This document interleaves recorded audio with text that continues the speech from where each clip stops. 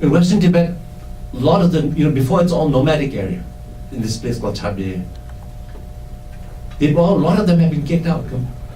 Many of them are now, just doing little odd work for the mining companies. A French anthropologist who does a lot of work on Mount Kailash and this whole region, she told me that when she was driving down from Kailash to Lhasa, on the road, throughout the road, she saw very poor, shabby-looking Tibetans waiting on the roadside in groups, waiting for these sort of mining companies to come and give them a job. You might have here, a similar thing with Mexicans, outside Lowe's or Home Depot, waiting for a job, and then someone comes and picks them up, right, in his truck. But it's not a nice sight even when it's Mexican though. But the thing is, this is not Mexico, right? But that's Tibet. It's the land that belongs to these people, and now they've become second-class citizens, just looking for a daily job, completely exploited. All their land ownership records, because nomads before kept, I won't go into this ethnological details about how nomad owned land, but there is this problem. Now in Eastern Tibet, because these are controlled in different ways, there's a Tibet Autonomous Region, it's a different administration. In Amdo and in Kham, it's Sichuan province, and in Qinghai, it's very different, right? So there they have another program, especially in northeastern Tibet. It's called the Nomad Relocation Program. Nomadic life in these areas, it's huge. Nearly 1 million people are nomads there. But these nomads are living on some of the most important mineral deposits that you have in these areas, and the Chinese don't want them there. So what does the state say? And this is the reason they say that they want to modernize Tibetans. That if they live their old lifestyle, it's not good for their children who can't go to a Chinese school. That it's very primitive and uncomfortable. They can't get the benefits of Chinese modernization. So it's important for them to settle down in a city or a town. So what they do is you're forced off the land that like we have been living on it from the beginning of time for many thousands of years, right? And Tibetan nomads, although the Chinese may consider it to be a barbaric occupation, it is a pretty good life. It's hard, but it's it's a good living. People own sheep, few thousand, easy. Yaks, 400, 500, 1,000. It's hard, but you can live a comfortable life. And you live in tents, but a lot of these people consider their lifestyle to be, this superior to that of people who live in urban areas. They have horses, they've got supplies, but now they're being given a little lump sum, some compensation, like 10,000 yuan, and being told to leave. And they've been built these so-called relocation centers. Cinder block houses, gray cinder block houses, square little things, all uniform, all looks the same, line after line, line after line, row after row. No school, no temple, no hospital, not even an infirmary, but surrounded by a high wall. Okay, there are no police guards or anything, I've got to be honest, but sometimes you see outside that there are police cars. Number of documentaries have been made on this. One in the British Channel 4, I think it was ITV, they made one called Dispatches from Tibet, where they sent one young Tibetan with the British crew. They tried to take photographs of all these, and they interviewed people. The feeling that you get, I'm not saying it is a concentration camp, obviously it's not, but this is the impression that it's just another kind of Stalinist camp. These people have nowhere to go. So, and I won't, the problem with me is once I get into the statistics and things, then I just keep on going. So I'll try to keep this short, but it's important that you should know this. There was a report that came out 2011 from the Chinese report, Shanghai to build more settlements for herding families in 2011. They said, the provincial government said it would spend 6 billion yuan, about 923 US dollars million, in 5 years to settle 134,000 herding families, mostly Tibetans. So that means over 500,000 people are being settled, resettled. Questions after I finish? Okay. So and I won't take too long. So, and the thing is, it's not just taking people and putting them in a new environment. This is really doing damage to their whole ethnic and cultural identity. What happens? Nomads in Tibet before were not a drinking culture. Right? I mean, everyone knows. Like, let's say people who came from rural areas, farmers around Tibet drank. You know, we had something called the Tibetan beer, chang, we drink, but not nomads. Nomads don't drink. But now nomads drink. And they drink this real Chinese rotgut, baichu, sanchu, you know, stuff that you can pour here on this table and, you know, light it with a match. And with this, of course, comes a whole host of other problems. Children being beaten, abused, family violence, families breaking up, people being demoralized. You need culture, you know, to maintain your sort of human identity. But that is being taken away into it. And then, you know, another thing that's crucial also is language. A lot of these people are losing out. First thing, you know, because of direct government kind of policies of relocating people, kicking them out of the land. And these are land that's been owned by these people for, you know, thousands of years.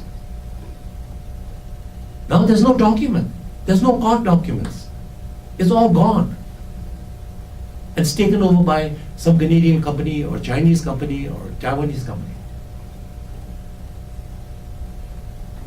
But then to add to this, there's the problem of language.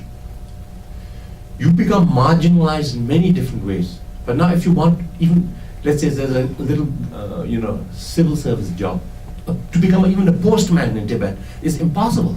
You need Chinese. You have to fill out the form in Chinese.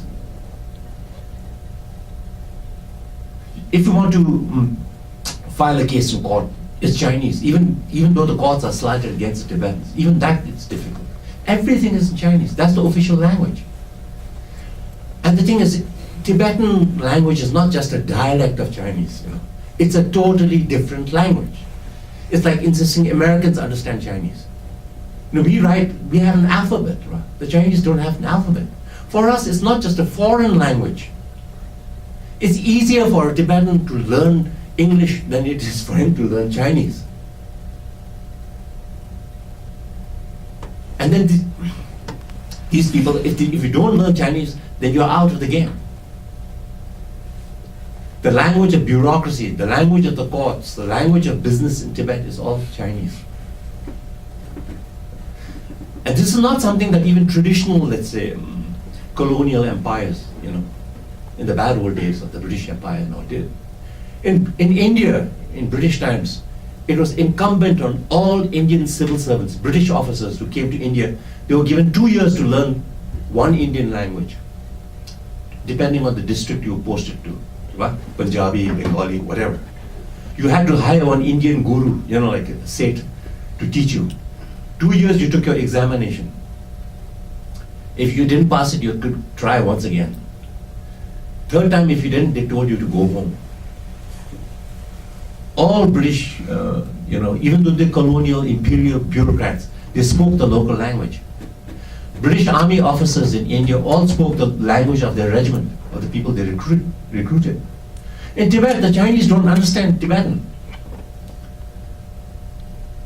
Tibetans are like quaint, barbaric creatures who prostrate in front of the Jamyang. All the tourists come to look at Tibetans and laugh at them.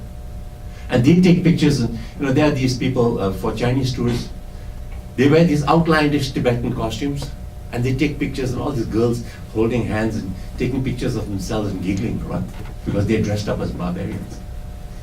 So this is the state, and people get marginalized over time. And with language, it's like,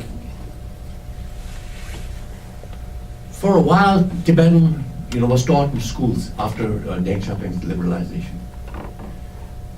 There was some hope that, because there are many Tibetan older sort of teachers who were devoted to teaching Tibetan to their students. There was a real kind of small resurgence in Tibetan language and literature understanding. But then recently the Chinese have once again started with new policies that, the main language of instruction must be Chinese. Tibetan can only be taught in, as a kind of an extra kind of subject, after school program. So there are huge demonstrations in Northeast, in Amdo. If you might remember, from a few years ago, students came out and demonstrated. The authorities backed off for a little while, but then they come, once again they're imposing these. During the Cultural Revolution, Tibetan teaching of Tibetan was banned throughout Tibet, of our own language and our literature. So it's,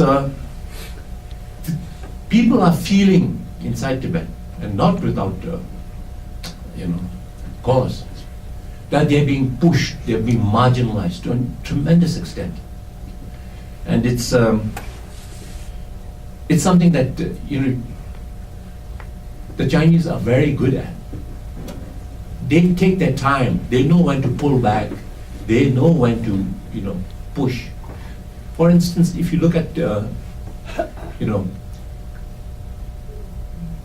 way they've increased security throughout Tibet. Now this is a little, data that some of you may not know, but the Chinese spend, in the annual budget, more than the military budget, the defense budget. They spend far more money on internal security. This would, in this country, if the police and the FBI, their budget was bigger than your defense budget, people would panic, We'd all join a militia somewhere. But this is what's going on inside Tibet, inside China. All over Tibet, but I think the one place we can describe, because people go there quite often, is Lhasa, the capital of Tibet. It's today probably the most intensely policed locale in the world. Numerous surveillance cameras in protective wire cages command a view of every street and intersection. And this was there from the 1980s. Huh? Snipers on the rooftop, especially with the great, the holy of holies for Tibetans is the Jokan, the main temple. And surrounding it, there's a marketplace. And on all corners, you have the snipers. Always, huh? Then you have the different kinds of police. You have the regular police, patrolling, the alleys and the roadways. And you have the People's Armed Police called the Wujing in olive green uniform, carrying assault rifles. Then you have the Gongan, the Public Security Bureau, personnel in blue uniforms with sidearms and riot shields. Then there's a new unit called the Special Police Unit, SPU, Chinese called Teijing, Tibetans call them Mixe Nyendoba, in black uniforms and advanced QBZ-95 assault rifles. They have armored personnel carriers, armored cars patrolling these areas. And if any demonstration, gets out of hand, they have battle tanks. In 1978, 10, 20 tanks came out. These are not just small armored personnel carriers, these are real tanks, battle tanks. So the place is under constant lockdown. Every Tibetan Lhasa person who goes up the street, the chances are that he would be, questioned by the police. They'll answer, where are you going? What are you doing? Come and have a drink of tea. They take him to the police station. They question him. They don't question Chinese. Not so many Chinese are coming because of this train. No Chinese is questioned. All Tibetans are constantly questioned. They become so harassed that